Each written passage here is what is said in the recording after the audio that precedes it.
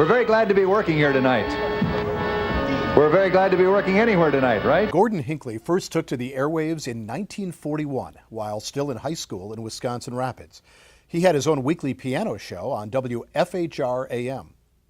While in the military, he continued his broadcast career on Armed Forces Radio. He later served as a morning show host on WSAU AM in Wausau. In 1950, Gordon Hinkley took a job at WTMJ, Milwaukee. Did you know you were going to do an on-air audition? No, not when I came down. How'd you feel? I sat in the audience, Yes, you know, and they he had a big came down. auditorium. Yeah, you know, audience participation up on stage and the whole thing. The auditorium at the WTMJ, which no longer exists, by the way. But yeah, what a deal, what a deal. The first time I saw Gordon Hinkley, I was a kid. My mother took me to Radio City at WTMJ on Capitol Drive, and we went to see Heine and the Grenadiers show. And Gordon Hinkley was the MC. Got his autograph. Wow, thought he was something else. Never thinking that I would be in the same business someday. Gordon was delightful to work with. He was as friendly a character as he portrayed himself on the air. There was no difference. Gordon was real, and I think that's really why the audience responded to Gordy, and I think that's why advertisers used Gordon with so much success over the years, and why he was not just popular, but popular for decades. That's not easy to do. He was, in his day, the most popular radio personality in Milwaukee, maybe in the whole state of Wisconsin. I mean, everybody knew Gordon Hinkley. Hello there. We've been waiting for you. It's time for the Hot Shots. Every day about this time, if there's no baseball. We used to battle for Happy to be with you, too. ratings in the morning. It was Gordon Hinkley, Charlie Hanson, and my show. And the three of us would just change places constantly month after month. So he was a fierce competitor. I think Gordon's Ask Your Neighbor show, for me, is the most iconic and the best example of why Gordon was so popular and so beloved by his audience. It was like dropping in on a conversation. I think it was Gordy and the calling in that made it run, made Ask Your Neighbor work so well. Ask your neighbor. Gordon Hinkley. How do you do? Hello. I'm calling about this woman that called this morning about breeding canaries. Yes.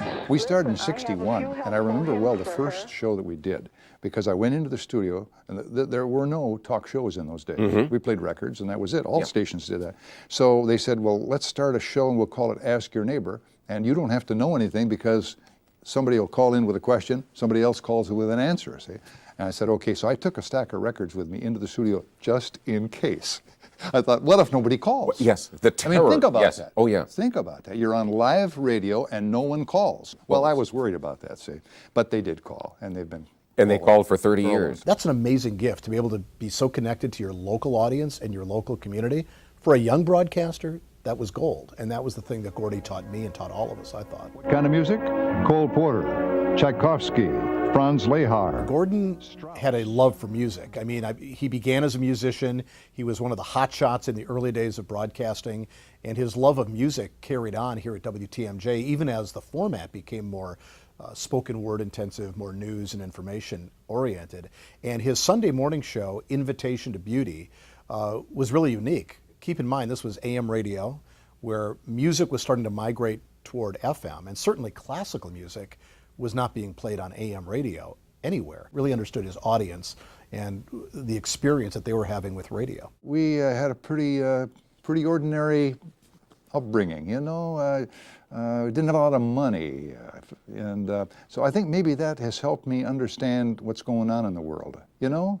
I don't know if I'm making myself clear here, but I think there's something to be said for the common man, and I think I understand that. I don't know if I do or not, but I feel like I do to this day, you know, and maybe that's helped me rather than being highfalutin. I ended up working in the same building with Gordon Hinkley when I went to TMJ TV, and Gordon would come in, he'd always come in the newsroom, big smile on his face, and he'd come over to my desk, he'd say, "Hinkley's the name, radio's the game." And big smile, because he always hung around when there was free food. Gordon loved free food, and he knew where it was. He could smell where the free food was in the newsroom. Great guy. I remember Gordon, even after he retired, he'd pop into the newsroom, drop by my cubicle, and just shoot the breeze for a while. Just want to know, ask me what's going on. And he had this delightful personality, a very positive guy, and who loved broadcasting a lot. Gordon realized that working as a team was really an ideal situation, and we got to work with each other enough that we both felt very comfortable with each other. If there was something going on, we could kind of anticipate each other and react accordingly without the audience ever knowing about it. And that was a real key. You don't want engineering to get in the way. Gordon Hinkley should be one of the founding fathers of the Hall of Fame. I mean, I don't know how many years the guy was around. Just nicest guy, a guy you could just turn the radio on and he was going to be there. Kind of like the Walter Cronkite of Milwaukee. He was very popular right up to the end.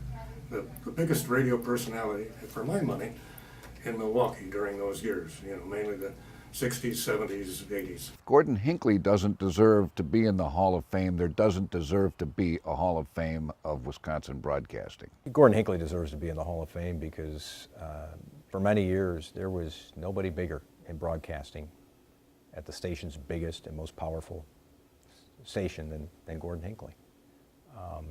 He was the lead guy, and he was sort of the image of that incredibly successful property. And yet he handled it with, I think, humility and with a great degree of class. I mean, he's got to be in the Hall of Fame. He had the Ask Your Neighbor program. He had a classical music show. He was a guy that could do it all. He was Mr. Radio in Milwaukee.